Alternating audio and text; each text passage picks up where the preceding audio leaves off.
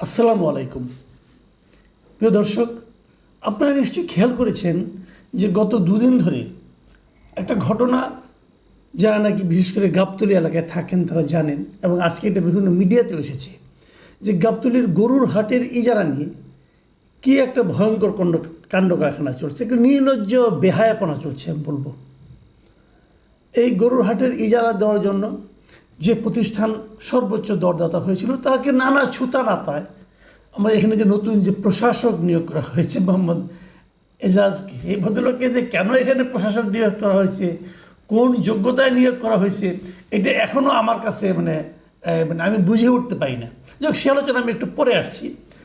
তো যিনি সর্বোচ্চ দরদাতা হয়েছেন তাকে দেওয়া হয়নি কাজটা, বলে কি ওটা নাকি পদ্ধতিগত ভুল আছে। ঠিক আছে, পদ্ধতিগত ভুল আছে, তারপর কি করছেন উনি নিজেদের লোক দিয়ে ওটা দিয়ে এখন অন্তর্বর্তীকালীন হিসাবে মানে নতুন করে আবার ইজারা দিবেন, সেটা ডাকবেন, ডাকতে ডাকতে আগামী কোরবানি ঈদ চলে যাবে, কোরবানি ঈদের পরে আসবে কেউ একজন, টাকাটাকি হবে। যদি কোরবানি ঈদই চলে যায়, এই হাটের ইজারার সবচেয়ে বড় ইনকামটা হয় কোরবানি ঈদকে কেন্দ্র করে। এখন যদি কোরবানির ঈদ চলে যায়, তারপরে গিয়ে সেই টাকাটা আসবে, সেই দর আর কেউ দেবে না। সর্বোচ্চ দরদাতা প্রায় 22 কোটি টাকা দর দিয়েছিলেন, কিন্তু সেটা বাদ দিয়ে এখন উনি ওনার লোক দিয়ে তুলতেছেন। যদি 22 কোটি টাকা হয়ে থাকে, সেক্ষেত্রে দেখা যায় আমাদের ভ্যাট ট্যাট সমস্ত যোগ করলে পরে যে টাকাটা হয়, তখন দেখা যায় দৈনিক ওখান থেকে ইজারা ওঠে প্রায় 7 লাখ টাকার মতো দৈনিক হিসাবে। আর উনি এখন করছেন কি, খাস আদায় করছেন, ওনার লোকজন দিয়ে খাস আদায় করছেন, এবং সেখানে হচ্ছে গত 6 দিনে উঠছে 5 লাখ টাকা। বুঝে নিন ব্যাপারটা, মানে হরিলুটের কোন অবস্থা। এবং আরও ইন্টারেস্টিং হলো যে এই কাজটা যারা করছেন তারা হলো ওই দরপত্রে যারা অংশ নিয়েছিলেন, তার মধ্যে যিনি তৃতীয় হয়েছেন তাদের লোকজন, মানে যাদেরকে এজাজ সাহেব দিতে চেয়েছিলেন, মানে উনি যাদেরকে দেওয়ার জন্য আগ্রহ প্রকাশ করেছিলেন, ওনারা বোধহয় বিট করেছিল 14 লাখ সামথিং, 14 কোটি সামথিং, আর সেখানে সর্বোচ্চ দর উঠে গেছে 22 কোটি টাকা। তাহলে তখন তো এটা হবে না, 22 কোটি যে দিয়েছে তাকে না দিতে আপনি দিতে পারবেন না, অতএব এটা বাতিল করে উনি কী বললেন যে একটা এই ধরনের বিজ্ঞপ্তি দিলে পরে সে নাকি সেন্ট্রাল প্রকিউরমেন্ট টেকনিক্যাল ইউনিট নামে একটা সব প্রতিষ্ঠান আছে, তাদেরকে এ নাকি চেক করে নিতে হবে, সেই চেক করিয়ে নেওয়া হয় নাই, অতএব এটা চলবে না। মানে এই ধরনের কাজ, এই ধরনের এই দর মানে আপনার গাবতলীর দরপত্রে এর আগে কখনো প্রয়োজন পড়েনি, এটা এজাজ সাহেব আবিষ্কার করেছেন। মূল লক্ষ্যটা কি? মূল লক্ষ্যটা হলো যে ঈদের আগ পর্যন্ত, ঈদ পর্যন্ত আর কোনো ইজারাই দিবেন না ওখানে, উনি ওনার লোক দিয়ে, খাস লোক দিয়ে উঠাবেন, টাকাই টাকা। তো এরকম একজন লোককে এখানে প্রশাসক কে নিয়োগ করলো? দেখুন, এই প্রশাসক নিয়ে, সিটি কর্পোরেশন প্রশাসক নিয়ে নানা ধরনের নাটক কিন্তু আমরা দেখছি। আমি একটু আগে থেকেই বলি, ডিটেল বলা প্রয়োজন আছে বলে আমি মনে করি। 5ই আগস্টের পর এই নতুন অন্তর্বর্তীকালীন সরকার দায়িত্বে এসে সমস্ত সিটি কর্পোরেশনের মেয়র যারা হয়েছিল তাদেরকে বাতিল করে দিলেন, কমিশনারদেরকে বাতিল করে দিলেন, পৌরসভা যেটা আছে মানে মিউনিসিপ্যালিটি, সেগুলো সব বাতিল করে দিলেন, কমিশনারদেরও বাতিল করে দিলেন। কিন্তু দেখেন, কমিশনার কিন্তু একটা নির্দলীয় পদ ছিল, এরা কিন্তু কোনো মার্কা নিয়ে কাজ করেনি। যারা মেয়র হয়েছে, মেয়ররা মার্কা ছিল, কিন্তু কমিশনারদের কোনো মার্কা ছিল না। কমিশনার বাদ এরা সবাই নাকি স্বৈরাচারের দোষর। তাহলে আপনি ইউপি চেয়ারম্যানগুলিতে, যেগুলো নাকি চেয়ারম্যান পদগুলিতে নৌকা মার্কা অথবা অন্য কোনো মার্কা দলীয় প্রতীক নিয়ে যারা জিতেছিল, তাদেরটা বাতিল করলেন না কেন? কোনো জবাব নেই, ইচ্ছে হলো করে দিলেন। আচ্ছা, করে দিলেন, করে যে দিলেন, তারপর আপনারা কী করলেন? বিভিন্ন জায়গায় প্রশাসক নিয়োগ করলেন। প্রশাসক কারা? সরকারি কর্মকর্তারা। ভালো কথা, এটা হলো এক ধরনের জবাবদিহিতা আছে। কেউ অন্যায় করলে তার হয়তো কেউ ধরতে পারবে, সরকারি কর্মকর্তা হিসেবে তার বিরুদ্ধে ব্যবস্থা নেওয়া যাবে, এগুলো সব ঠিক আছে। কিন্তু ঢাকা উত্তরে প্রশাসক নিয়োগ করা হলো একজন বেসরকারি ব্যক্তিকে, যার কোনো ধরনের এ ধরনের প্রশাসনিক কোনো অভিজ্ঞতাই নাই। তাকে কেন নিয়োগ করা হলো কেউ জানে না। কেউ নিয়োগ করলেন?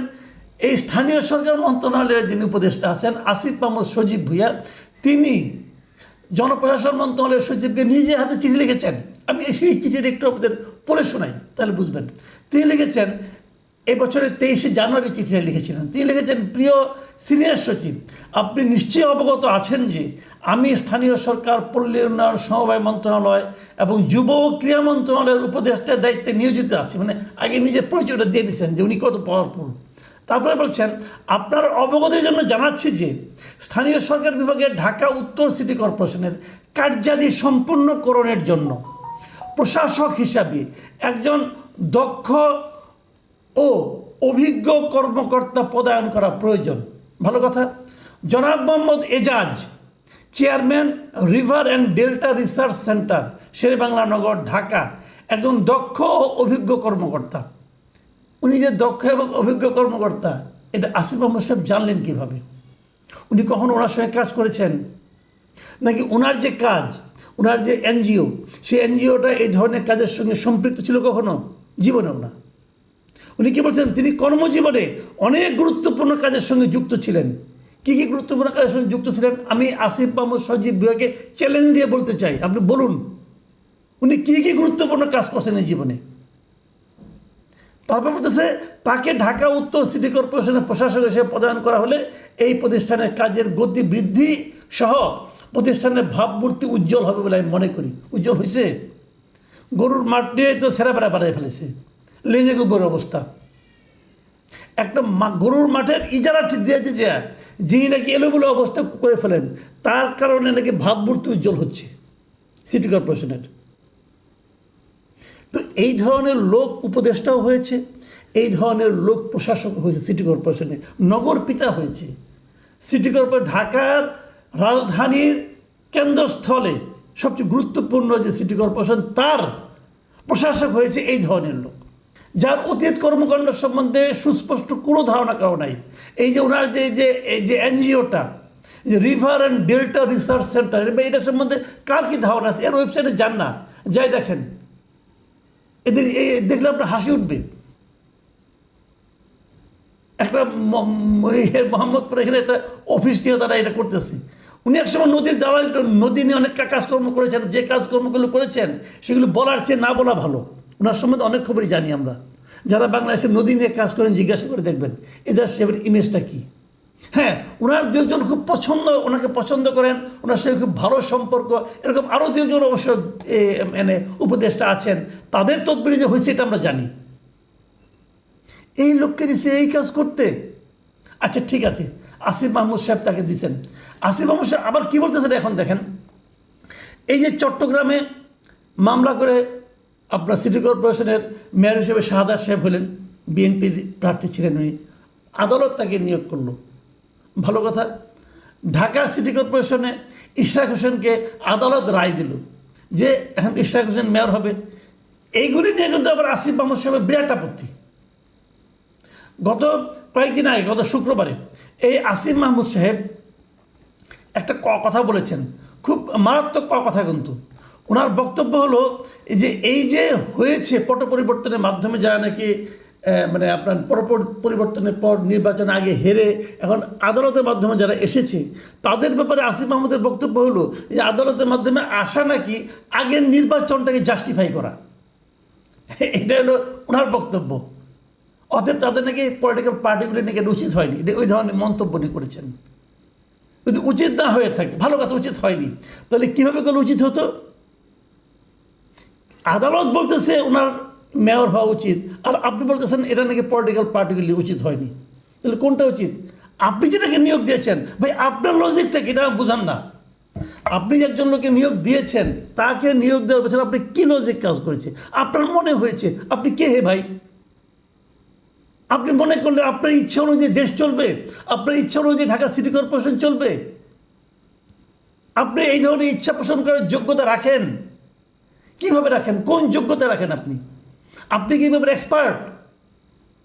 আমরা কতগুলি আনারি লোকের হাতে দেশের দায়িত্ব দিয়ে বসে আছি, তাদের লজ্জা শরম নাই, লজিক তো বাদের কথা। এখন আমি আসিফ মাহমুদকে বলবো, আপনার যদি আত্মসম্মান থেকে থাকে তাহলে আপনি যাকে সুপারিশ করেছেন তার কর্মকাণ্ডের বিচার করেন, পারলে পরে পারবেন? দেশে যে রাজস্ব ব্যয় হচ্ছে, যেখানে প্রতিদিন 7 লাখ টাকা আসতো, সেখানে যে 6 দিনে 5 লাখ টাকা আসলো, তার আপনি কী ব্যাখ্যা দেবেন? তার কী ব্যাখ্যা দেবেন? 6 দিনে আশা করা ছিল 42 লাখ টাকা, সেখানে আসছে 5 লাখ টাকা। লুটপাট হচ্ছে, এবং লুটপাট কারা করছে? ওরা আবার এসে আবার জড়িত লোকাল কিছু বিএনপির পান্ডারা।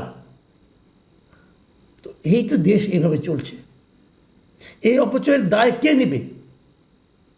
আমি মনে করি এ সমস্ত ব্যাপারে সরকারের এবং প্রধান উপদেষ্টারও নজর দেওয়া উচিত। আপনি কেন কোন বিবেচনায় কারে কোন উপদেষ্টা বানিয়েছেন, এটা কিন্তু ছেলে খেলা না ভাই। আপনি দেশ দিয়ে ছেলে খেলা করতে পারেন না। যাকে যাকে দিচ্ছে বসিয়ে দিচ্ছেন, সে পারুক আর না পারুক, দেশের মানুষ এটি মেনে নেবে ভাবছেন আপনি? এর জন্য একদিন জবাবদিহি করতে হবে, সবাইকে জবাবদিহি করতে হবে। সেই জন্য মেন্টালি প্রস্তুত থাকেন।